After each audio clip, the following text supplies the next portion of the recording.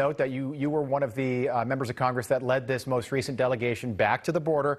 This media blackout is still in place. So in many ways, Congressman, you've been our eyes and ears, and for that, we thank you. So tell us, how bad is the situation down there right now? Very bad. It's a humanitarian disaster unfolding in front of your eyes. And I think the entire country has seen this terrible video of a 2- and 3-year-old or a 2- and 4-year-old girl being tossed over a 14-foot high fence in the middle of the desert. If someone had not been there, they probably would not have made it. But this tells you just exactly how brutal and ruthless the cartels are. And they have been empowered by the Biden administration, the Democratic Party rhetoric. We've opened our borders up, and we went to facilities down there for unaccompanied children.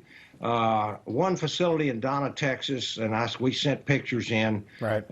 and of course there was a gag order. They tried to keep us from taking these photographs, but we certainly felt like as representatives of the U.S. Congress that we had every right to You have every right to pull rank in that in situation. Yeah, we saw we saw the media suppression with Ted Cruz, and that was a good moment for the senator. But the bigger point is that they're trying to control what you, our elected officials, and trust me, you outrank staffers that are down there trying to shield you from seeing what the atrocities that are taking place behind the glass there in that facility in Donna, Texas. We were just showing video of if people at home haven't seen this, of these drug coyotes, that's what they call them, these drug smugglers, and pushing these little kids, 3 and 5 years old, over that 14-foot fence.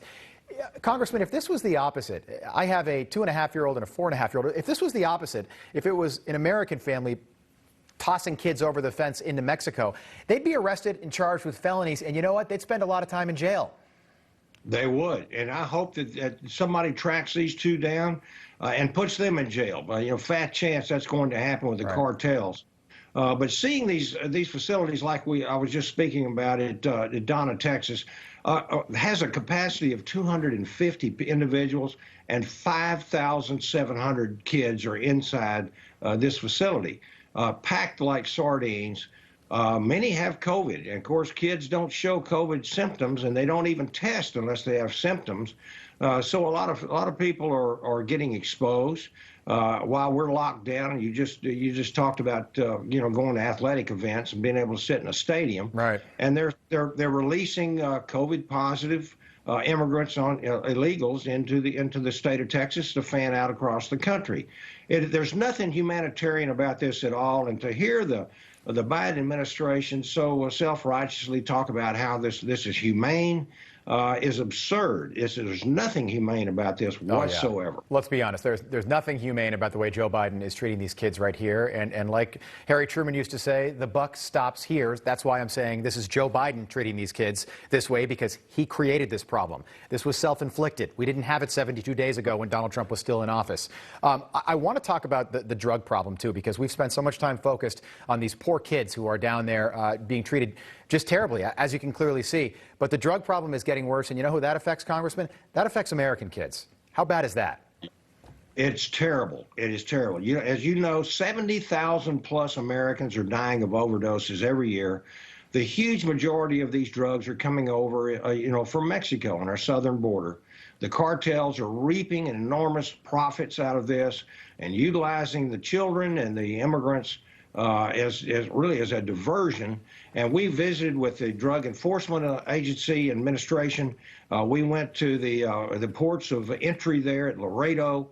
We saw the drugs coming in right and left, hidden in tractor trailers and various compartments, stash houses, you name it.